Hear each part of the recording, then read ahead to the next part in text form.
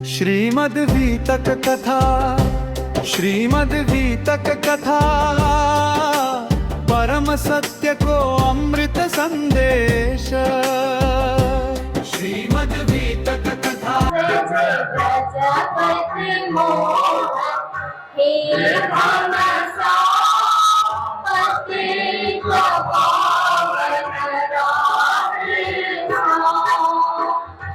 अपने राजी महाराज को अर्जी करते हुए हम उनकी वंदना करते हैं।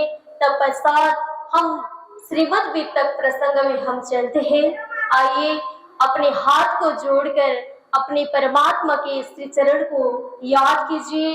अब अपनी आंखों के बंद कीजिए तो अपने परब्रह्म परमात्मा के ध्यान में आप उनकी अर्जी कीजिए।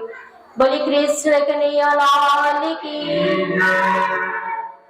बंधो सतगुरु चरण को करो धनि प्रेम प्रणाम। असवहरण मंगल करण श्री देवचंद्र जिना। श्री प्राणनाथ निज मूलपति श्री मिहिराज सनाम। तेज कुमारी श्याम जुगल को पल पल करो प्रणाम। श्री प्राणनाथ तुम सत्य हो, तुमसे चलत जहाज। मेधीन करने नहीं वहाँ गए किलास। प्रणाम करो गुरु मंगल दास को साथ सुंदर धाम। आशीष अपना दीजिए होवे पूर्ण काम, होवे पूर्ण काम। अपने परब्रह्म परमात्मा श्री राजी महाराज एवं संपूर्ण सुंदरशा जी भक्तजन के चरण कमल में प्रणाम करते हुए आज के प्रसंग हम लालदास जी महाराज ने हमारे जीवन में कितनी प्रेम और कितनी बरसात की अनुभूति करवाई, जिससे हमें परमात्मा की मेहरबानी हुई। हमारे ऊपर श्रीमद् आत्म सागर श्रीमद्वीतक चर्चा बाणी हमारे भावना में इतना प्रेम की गहराई की लहर हमारे पास है, जो हम डूब के उसके आगे निकल सके। जैसे हम एक समुद्र के किनारे में अपने जीवन को जैसे स्विमिंग करते हो ना, उसी तरह इस सागरों के प्रेम में, इस संसार में, इस बाणी में अपने मन और तन, अपने भावना को बहला दीजिए। अपने भावना को जब तक परमात्मा भक्ति में अपना जीवन प्रदान नहीं कर पाओगे, तब तक श्रीमद् भागवत श्रीमद्वीतक चर्चा को कैसे श्रवण कर पाएंगे। अपने जीवन में प्रेम भक्ति और वैराग्य जो प्रवेश होती है, तभी हर चीज की, हर रहस्यात्मक भावना को पुंज प्रकाश प्राप्त कर पाएंगे। इसी तरह आज लालदास जी महाराज ने हमारे श्रावण मास में ये वितक चर्चा की भावना को बढ़ाते हुए उनके अंदर स्वामी श्री प्राणनाथ जी महाराज ने ऐसा कृपा करी, जो कृपा हम कैसे वर्णन कर सके। उस कृपा को हम कौन से ढंग से वर्णन करें, न जुआ से कर सकते हैं, न सागर की लहर से कर सकते हैं, न लिख के कर सकते हैं। ये तो अखंड अपार की कृपा है। ये कृपा ऐसे बरसात है जैसे आप श्रावण के मास में बारिश होती है, वैसे ये संसार के प्रदूषण को इतना साफ बना देती है।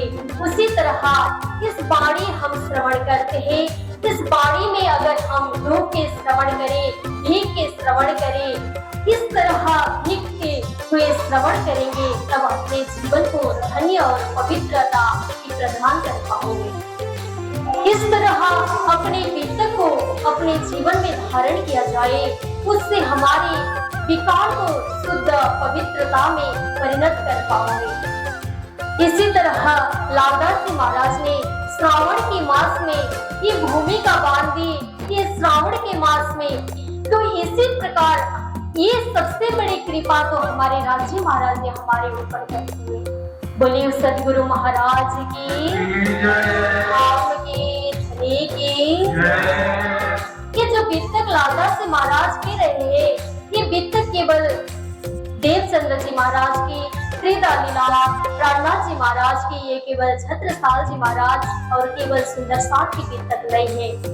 इस वित्तक में हमारा जीवन भी आ जाती है, जीवन में जो घटना घटी जाती है उसकी वित्तक भी हम इस श्रीमद् वित्तक चर्चा में श्रवण कर सकते हैं। जैसे हमारी भाव और भक्ति किस तरह चल रही है, यहाँ सुंदर साथ की महिमा गाती हुई लालदास जी महाराज ने इस तरह की चर्चा तो की है सुंदर साथ जी, लेकिन इस चर्चा में हमारे भी जो जीवन के वृतांत रूप आते हैं कि भावना के साथ में आप रहिए। तो लालदास जी महाराज इस वित्तक को लालदास जी महाराज के ऊपर सदगुरु श्री प्राणनाथ जी महाराज, सदगुरु श्री देवचंद्र जी महाराज की मेहरबानी हुई, तब उनके ऊपर ये भावना जागृत हुई। राज्य महाराज प्राणनाथ जी के अंदर तो विराजमान हो गए, लेकिन उनका शरीर पंचभौतिक था देखने में, लेकिन उनके भाव, उनके तन, उनके मन जो था उनके पूरे परमधाम की सुरता से भरी हुई था। जो राज्य महाराज खुद उनके शरीर में प्रकट होके उनके तन और मन को ही राज्य महाराज के एक मकान जो बनाए थे, जैसे शरीर में हमारी आत्मा प्रवेश हुई, उसी तरह इंद्रावती वासना जो परमधाम की श्यामा जी अंगना राज्य महाराज की कृपा हुई थी, वही राज्य महाराज इस संसार में हमारे लिए जागरण करने के लिए आए थे। मैं आई हूँ इतने कामा, ब्रह्म सृष्टि लेने श्री धामा। तो हम कैसे संसार, मैं कौन हूँ, कहाँ से आया हूँ, मेरा घर कहाँ है, मेरा वतन कहाँ है, मेरे मालिक कौन है, ये किसी को पता नहीं था। जब उनके अंदर ये भाव की जागरूक हुई, तब राज्य महाराज ने ऐसी मेहरबानी कर दिए, उनके माध्यम से ही ये जागरण कार्य प्रारंभ होना था।